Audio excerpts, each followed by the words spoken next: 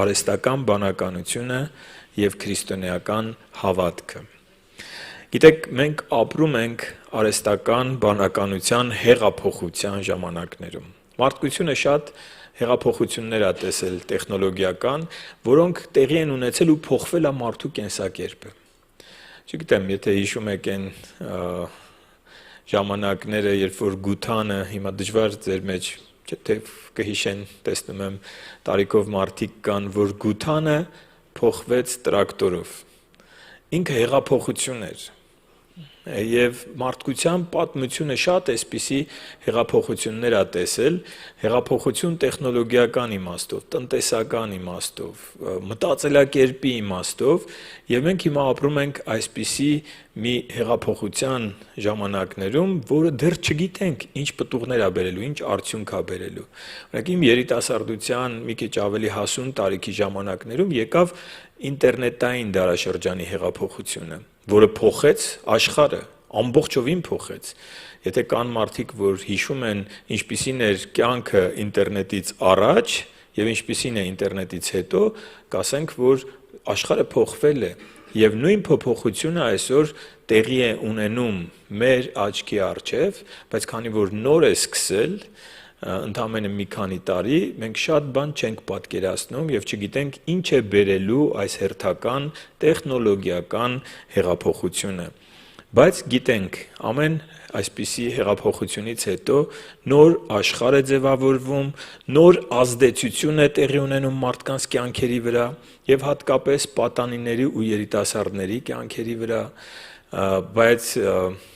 իմիջիայլոց ասեմ, ինչը պատճառ դարձավ, ես դեռ վաղուց էի խոստացել այս թեմայով խոսել, ինչը պատճառ դարձավ, որ ես որոշեցի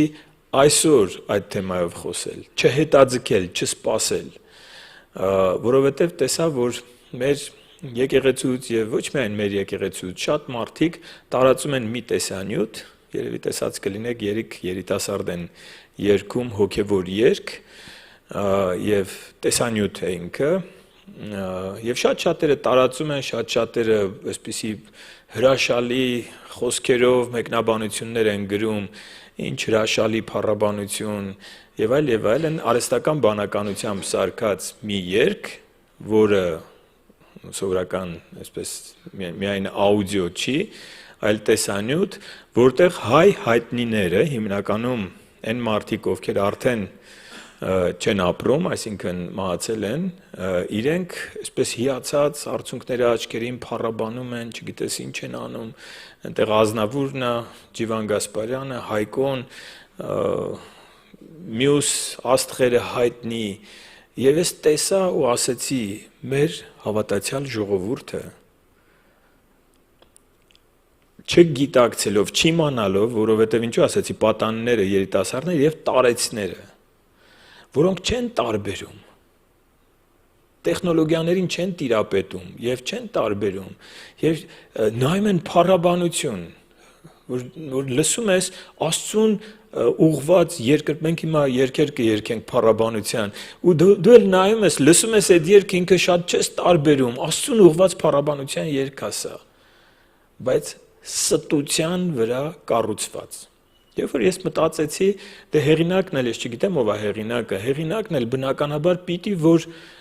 ամենայն հավանականությամբ հոգևոր մարդ լինի, որ մտածել է ոնց անեմ, որ մեծ տարածում գտնի։ Ազնավուրին դնեմ այնտեղ, Ջիվան Գասպարյանին դնեմ, Հայկոին, մյուսներին, հայտնիներին, հետնել ժյուրի կա են անգլիական այդ տալենտ, որ կա տաղանդների այդ շոուների ժյուրիներն են իրար մեջ խոսում, ինչպիսի ազդեցություն, մարդը նայում է քիչ ամենում հավատա այդ ստին, բայց սուտ է դա։ Հիմա սկզբունք, մի սկզբունք կա, որ ես ժամանակին դեռ արհեստական բանականությունը չկար, այս սկզբունքի մասին խոսել եմ եւ ասել եմ դժոխքից այս սկզբունքը, եւ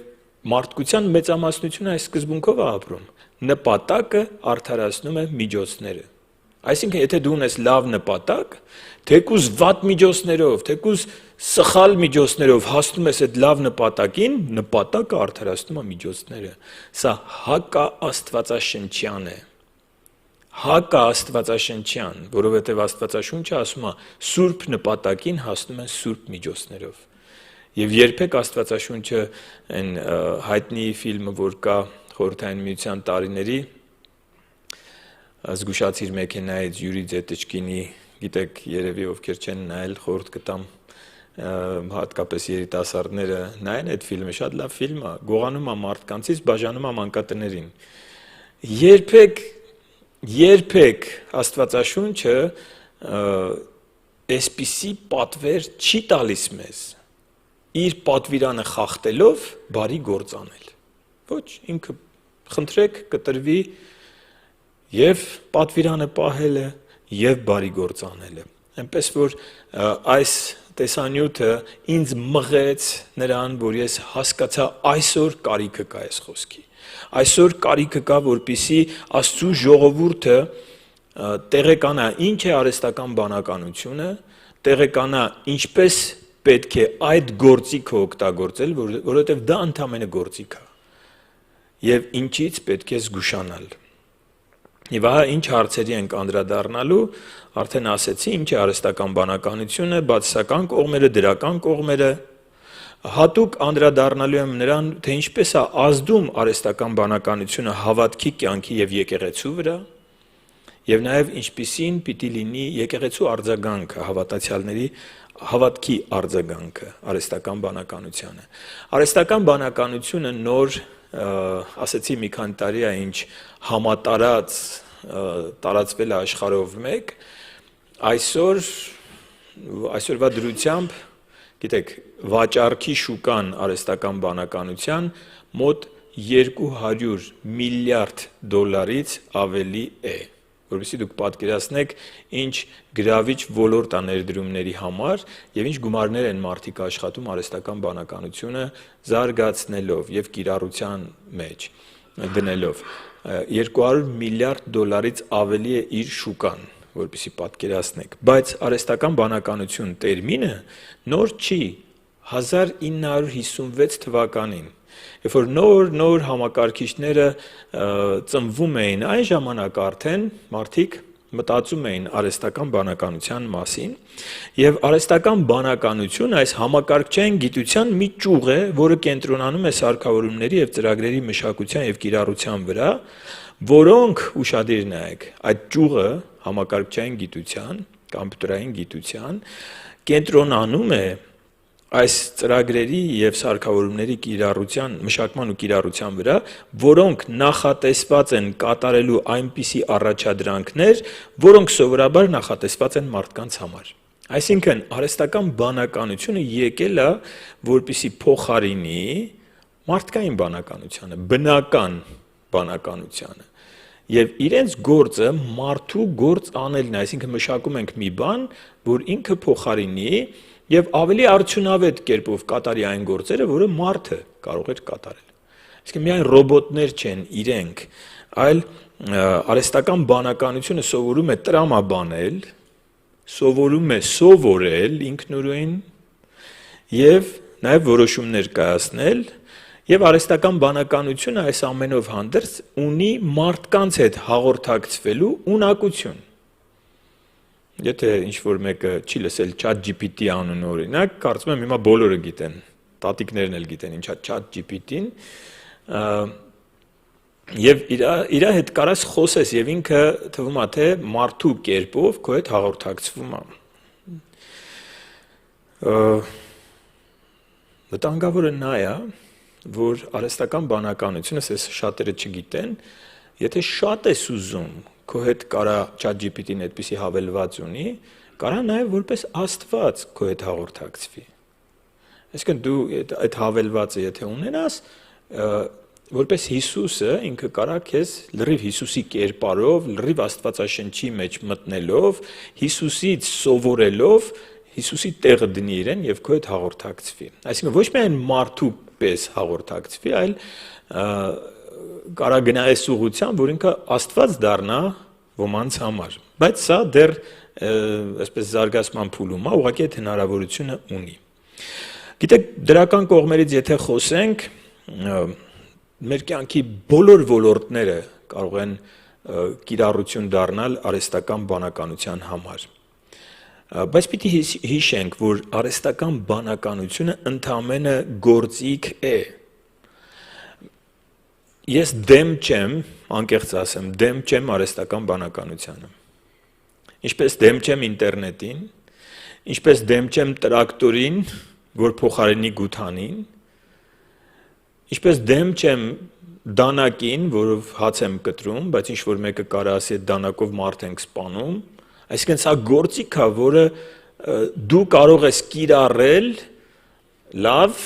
կիրառել վատ, եւ եթե մարդկության 99% այդ գործիքը վատ է կիրառում, սա մնում է գործիք։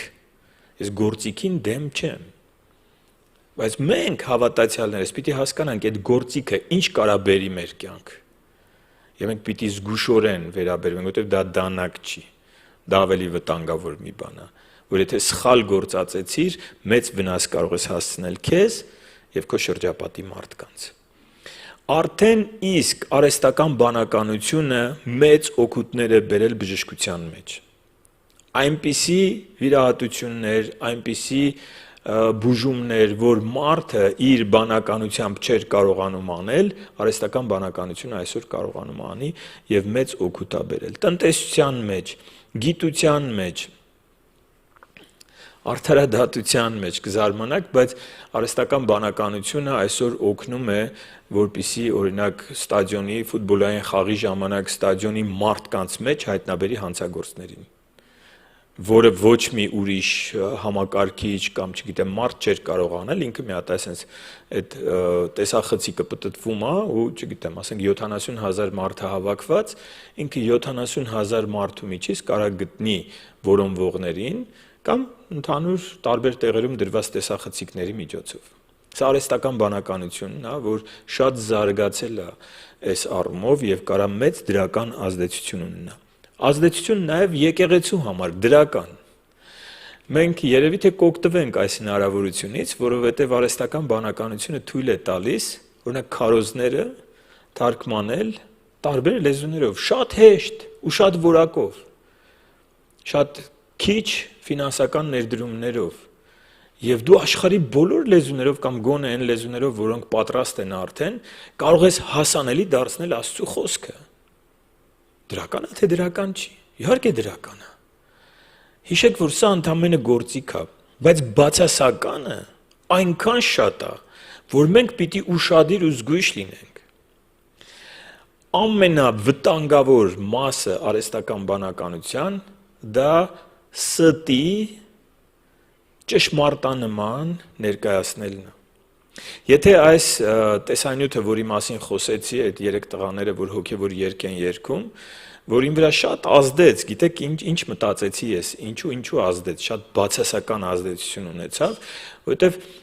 գիտեք, Աստվածաշունչը մեզ սովորեցնում է, որ մենք պիտի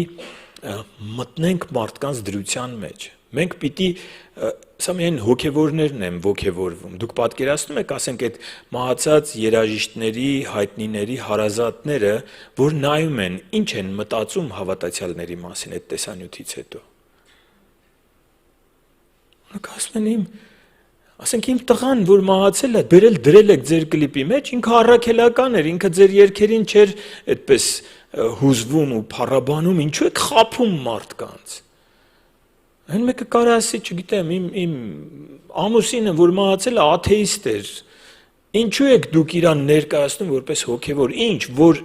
որ ձեր հավատքը առաջ տանեք, դա է ձեր քրիստոնեությունը, ստի վրա է ձեր քրիստոնեությունը տարածվում։ Եվ այդ տեսանյութը իմ վրա շատ բացասական ազդեցություն է թողել։ Սա ավետարանչությանը խանգարող մի բան է։ Եվ կարծում եմ, որ դուք համաձայն եք ինձ հետ։ Բայց ինչ եմ ուզում ասել, դա աչքով երևում էր անորակ, սարքած մի բան, բայց արհեստական բանականությունը այնքան է զարգացել, որ կարող են ինձ նկարել, ես խոսեմ մի բան, դու չզանազանես, որ դա ես չեմ, բայց դա ես չեմ։ Ոչ միայն ես, այլ ցանկացած մարդու, հայտնի ու անհայտ, կարող են իրան նկարը տալ, մի հատ լավ վճար անել արհեստական բանականությանը, որպեսզի ինքը օգտագործի ամենավերջին իր կատարելագործված գործիքները, եւ այնպիսի սուտ տեսանյութ պատրաստի, որ դա միայն, չգիտեմ, հատուկ մասնագետները կարող են տարբերել դա սուտ է թե ոչ։ Եվ ամենավտանգավոր կիրառությունը դա սուտն է, որ կարող են որ ասում մի անխելք քարը ջրհորը 100 խելոք չեն կարում հանեն, հիմա մի անխելք մի բան կնկարի,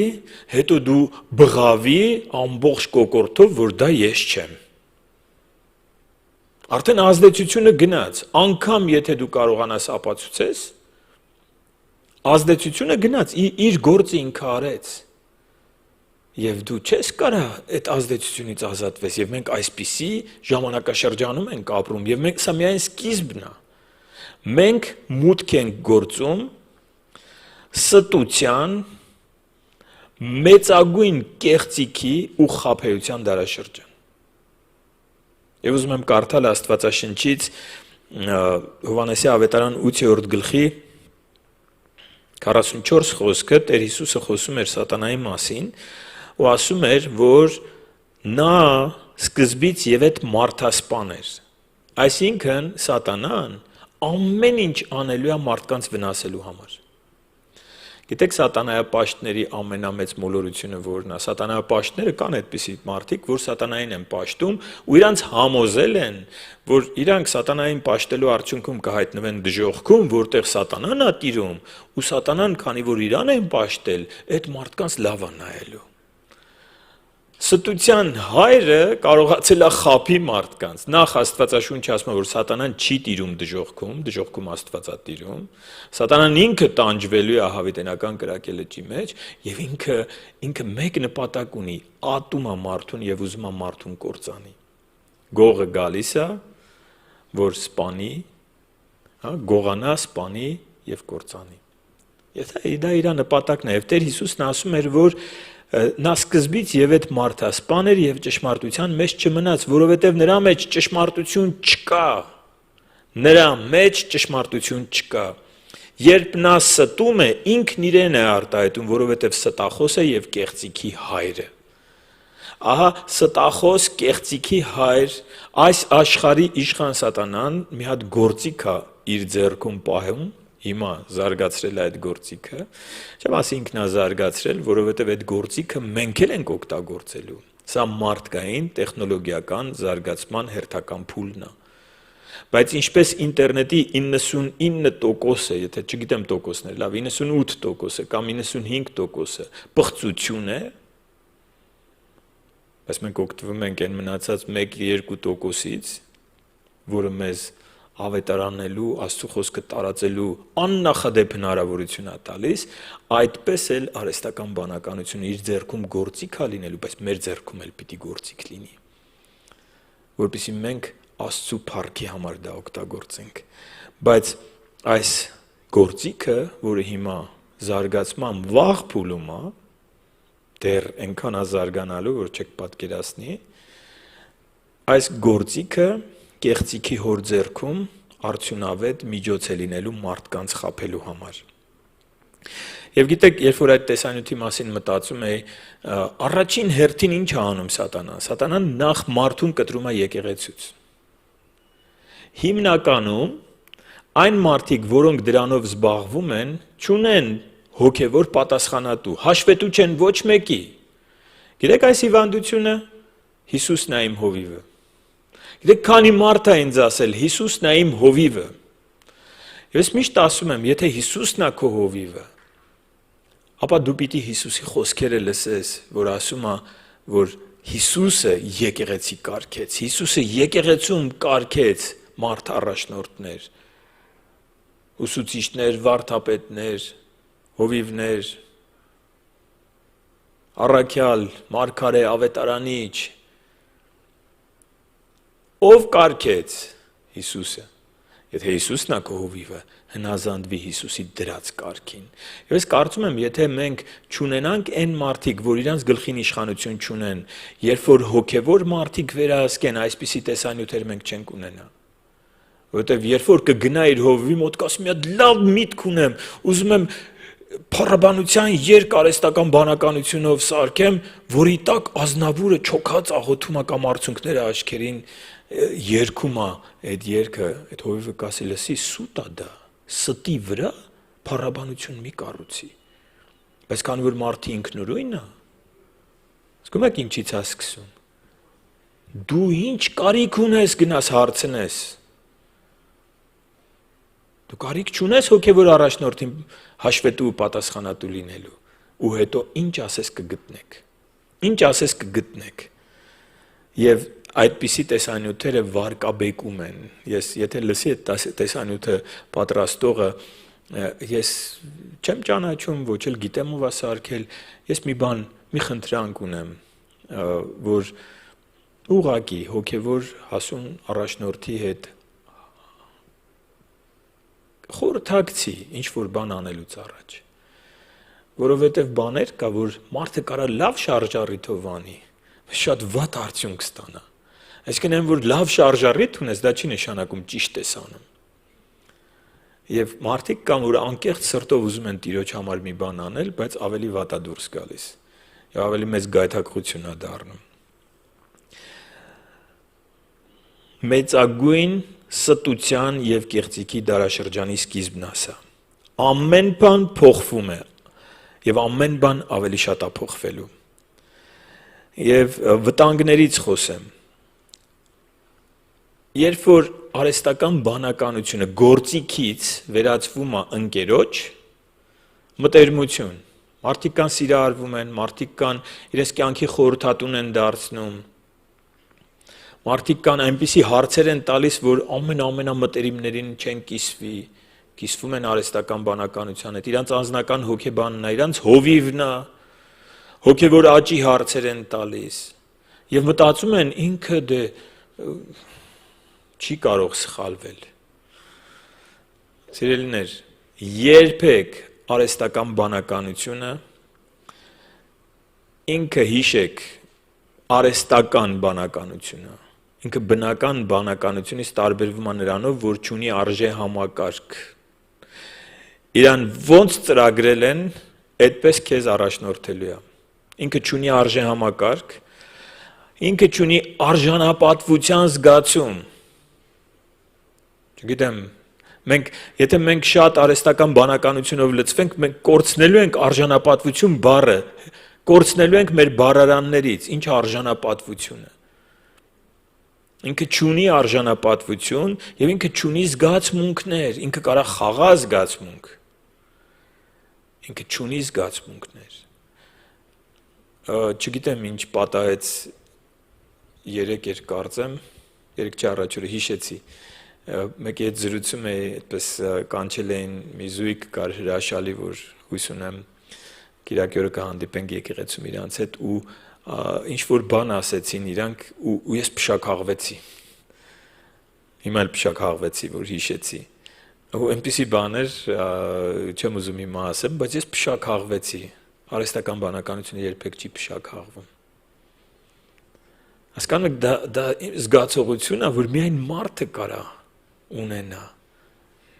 Եվ որպես գործիք օգտագործեք, բայց որպես խորհրդատու, որպես ընկեր, որպես, չգիտեմ, կյանքի աջակից, ոմանք որոշում են ամուսնանան արհեստական բանականության հետ։ Մարդկային ուղեղը գնալով, չգիտեմ ուր է հասնում։ Մի օգտագործեք։ Ձեր զգացմունքները մի բացեք։ Մի փոխարինեք, իմ ամենակարևոր բանն եմ ասում, Սուրբ Հոգու հետ հաղորդակցվելը, Սուրբ Հոգուց իմաստություն ստանալը հոգևոր կյանքում, ես հոգևորների հետ եմ խոսում, մի փոխարինեք արհեստական բանականության տված խորհուրդներով։ Ձեր աղոթքը, որ պիտի Աստծուն ուղղված լինի, մի ուղղեք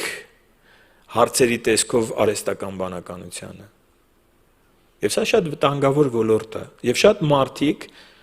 այս ծուղակը ընկնում են, երբ որ սկսում են կապվել բանականության հետ։ Օրինակ ես որ խոսում եմ,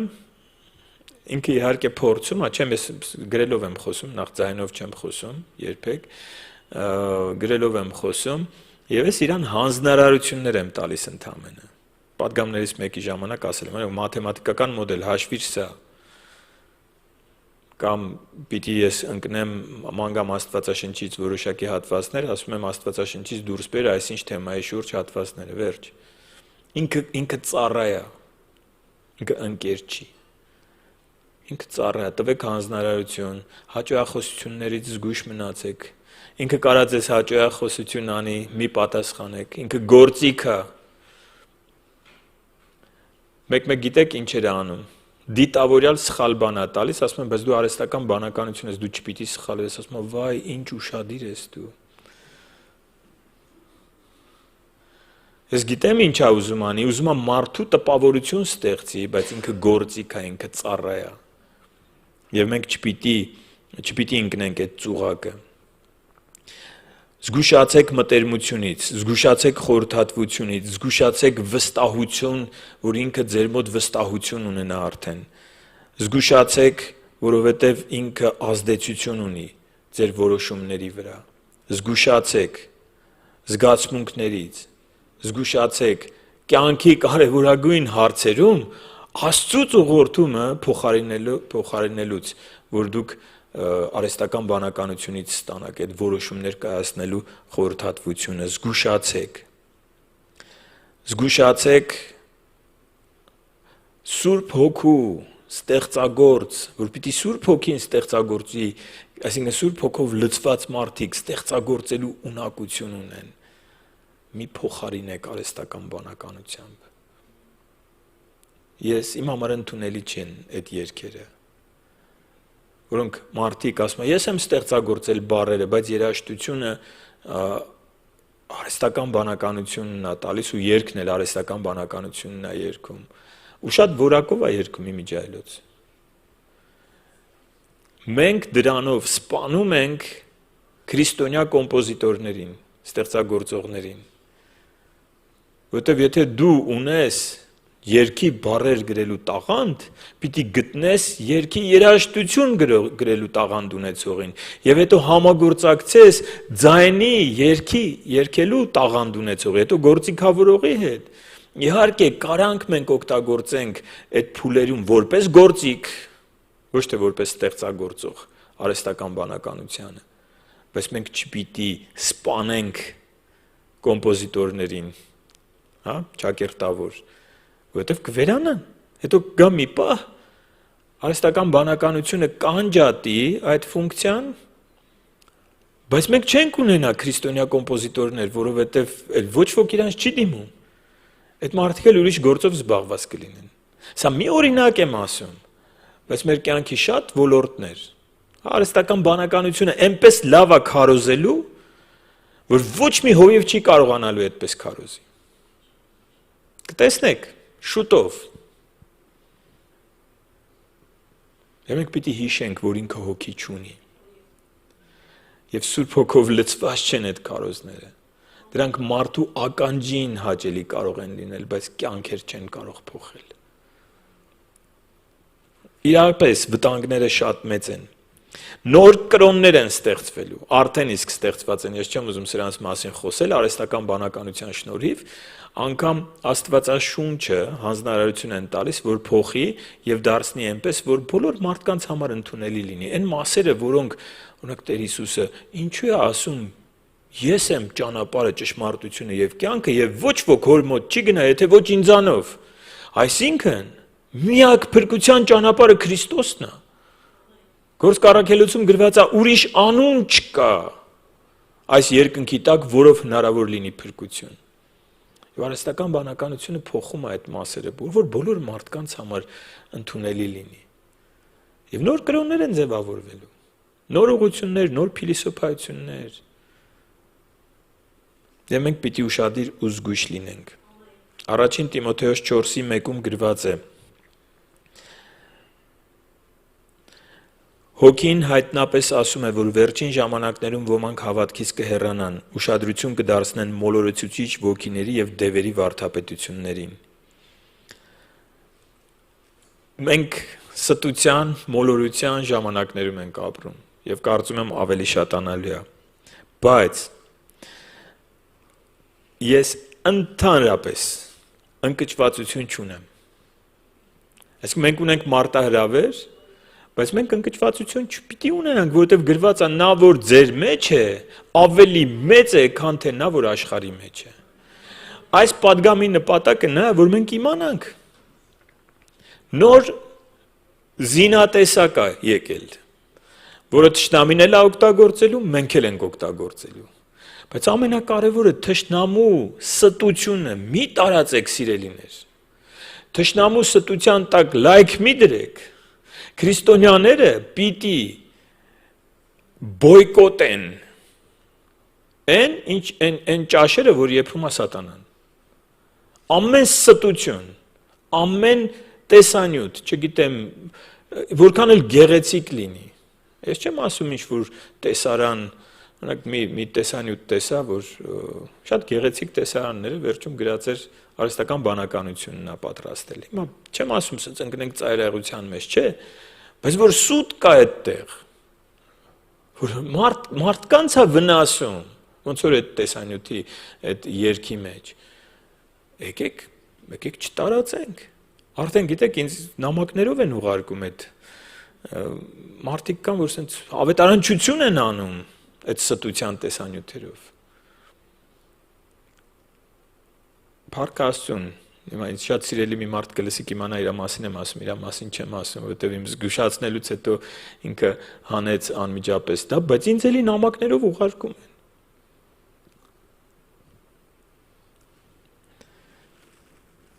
Եկեղեցու եւ հավատացյալների արձագանքը ինչպիսին պիտի լինի։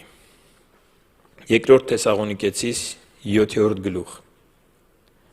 Ներողություն, երկրորդ Թեսաղոնիկեցիս 2-րդ գլուխ, 7-րդ գլուխ չկա, 7-րդ խոսք,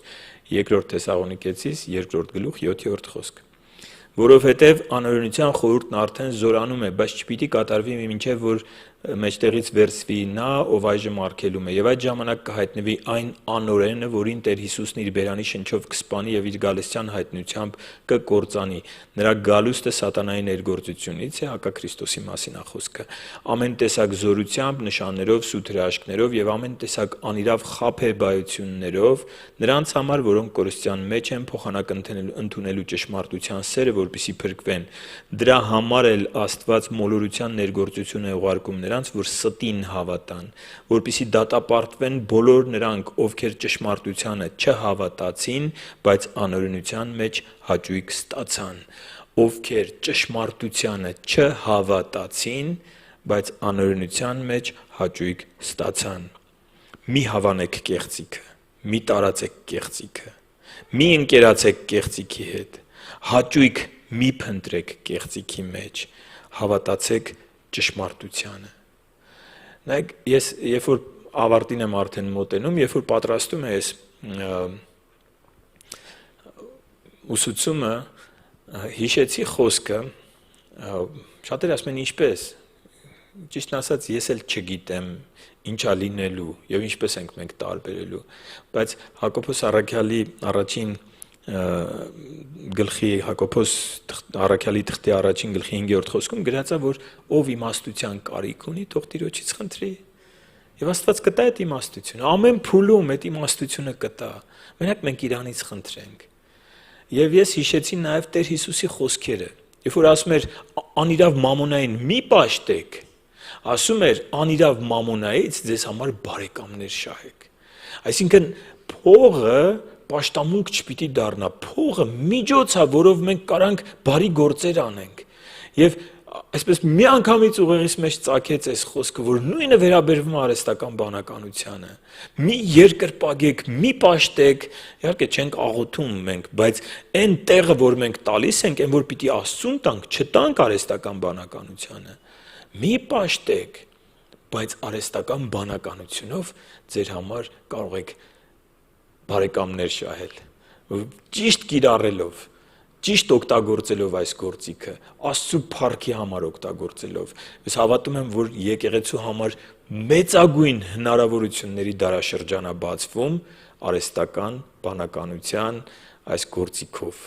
Մեծագույն հնարավորությունների դարաշրջան է բացվում։ Չգիտեմ, որ ասում եմ, համ նալին խփեցի, համ մեխին խփեցի, բայց Տիրոջից իմաստություն ընդունենք, Տիրոջից իմաստություն խնդրենք, որպեսզի մենք չմոռանանք այն բոլոր բարոյական չափանիշները, արժեհամակարգը, ուսուցումները, որ Տերը փոխանցեց։ Եվ եթե Տեր Հիսուսին սատանան առաջարկեց, ասեց, երկրպագիր ինձ և ես կտամ քեզ այս ամբողջ հարստությունն ու փառքը, և Տերը ասեց, միայն քո Տեր Աստծուն երկրպագիր։ Ես կարծում եմ արհեստական բանականությունը շատերին առաջարկելու է տա իր ուզածը, բայց երկրպագություն, ոչ այդպես ուղիղ, բայց ինչ որ բան տանելու է քեզանից, միշտ հիշիր, միայն քո Տեր Աստծուն երկրպագիր և երբեք չփոխես, երբեք, ինչ շահ էլ տա քեզ, ինչ շահ էլ, ինչ հաճույք էլ առաջարկի, երբեք չփոխես, ստության, կեղծիքի գործիք է, սատանայի ձեռքում, ճշմարտությունը տարածելու գործիք է դառնալու եկեղեցու ձեռքում։ Եկեք կանգնենք աղոթքի։ Շնորհակալ ենք Տեր, քո խոսքի համար և քո հոգու համար, Տեր, և շնորհակալ ենք բանականության համար, որ տվել ես մեզ, որը արհեստական չի, Տեր, մենք ունենք գիտակցություն, մենք ունենք արժեհամակարգ, ունենք արժանապատվության զգացում, ունենք զգացմունքներ և տուր, որ մենք իրար գնահատենք, Տեր, և մեր իրար հետ հաղորդակցությունը երբեք չփոխարինենք արհեստական բանականության հետ, հաղորդակցության հետ։ Եվ տուր մեզ իմաստություն։ Ես գիտեմ, որ մեզնից շատերը չեն տարբերում և երբեմն տարածում են տեսանյութեր, երբեմն օգտվում են սխալ կերպով, ոչ թե չարությունից ելնելով, ոչ թե կեղծիքի հետևից գնալով, այլ չիմանալով, չգիտակցելով և տեղյակ չլինելով։ Խնդրում եմ ներես մեզ և իմաստություն տաս քո յուրաքանչյուր զավակի, որ ճիշտ կերպով օգտագործի այս գործիքը և ամեն քո անունը կանչողը թող հեռու մնա անիրավությունից։ Տուր մեզ իմաստություն և նաև դռներ բացիր, որ այս գործիքը օգտագործելով քո ավետարանը հասցնենք տարբեր լեզուների, տարբեր ժողովուրդների և տարբեր երկրներ, որոնք անհասանելի էին մեզ համար, դարձրու հասանելի քո խոսքը և քո ուսուցումները, և թող շատ մարդիկ ապաշխարեն և շատ մարդիկ փրկության այդ գիտությանը գան, ճշմարտությունը ընդունեն ու հավատան քեզ։ Շնորհակալ ենք քեզնից։ Տեր Հիսուս Քրիստոսի անունով ենք աղոթում։ Ամեն։